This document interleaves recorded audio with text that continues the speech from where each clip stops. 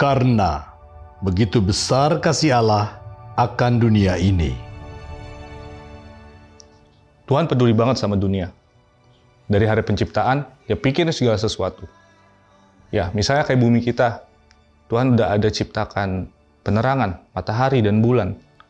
Terus ada juga oksigen yang gratis. Kebayang nggak kalau harus beli?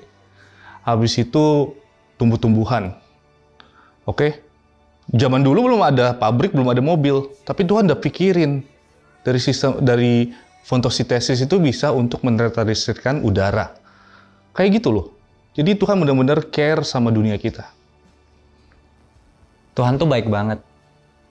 Tuhan memberkati kehidupan saya pribadi melalui karir dan kita semua. Tuhan menyediakan, Tuhan yang menjaga dan Tuhan yang mengembangkannya.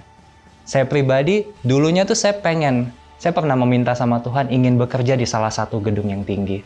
Nah sekarang terwujud. Tuhan memberikan saya kesempatan untuk bisa bekerja di salah satu gedung yang tinggi. Pada saat saya recall dulu, saya begitu bersyukur dan merasa terberkati banget karena Tuhan telah menjawab salah satu keinginan saya. Tuhan menyediakan segala sesuatu yang kita butuhkan. Dia ada di setiap musim hidup kita. Dan karena kasih-Nya yang begitu besar, hidup kita diubahkan. Sehingga Ia telah mengaruniakan anaknya yang tunggal. Buset. Kalau saya sih kayaknya nggak bisa deh. Kalau saya sih nggak habis pikir ya. Apalagi untuk orang-orang yang jelas-jelas udah berdosa, udah salah ya kan. Terus kita yang mau korbanin, enggak deh. Enggak kayaknya. Kenapa ada seseorang yang bisa mau mengorbankan anaknya yang tunggal untuk menebus dosa manusia? Kecuali dia bukan manusia, dia Tuhan yang mau mengorbankan anaknya yang tunggal untuk menebus dosa manusia. Itulah yang selalu membuat saya kagum akan cintanya Tuhan pada kita. Sehingga bisa menjadi motivasi buat diri sendiri untuk meninggalkan jalan hidup yang lama dan berbalik pada jalan kebenaran Allah. Supaya setiap orang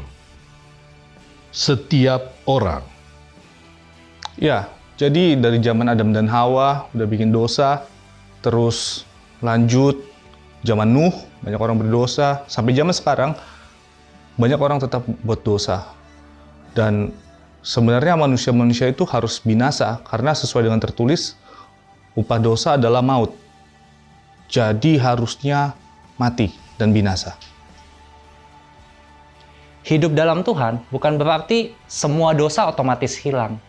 Malah iblis suka mendekati orang-orang yang dekat dengan Tuhan dan menjebaknya dalam tipu daya dosanya. Tapi Tuhan Yesus berkata dalam Injil Matius bahwa hidup bersama Tuhan, pikulah kuk yang kupasang, dan kuk yang Tuhan pasang ini ringan. Nah, bagaimana cara kita mau hidup bersama Tuhan dan berkomitmen untuk tidak berkompromi hidup dalam dosa? Tapi kasih karunia Tuhan memberikan kita kesempatan untuk bisa diselamatkan, untuk memperbaiki diri dan hidup sesuai dengan firman Tuhan. Setiap orang yang percaya kepadanya tidak binasa, melainkan beroleh hidup yang kekal.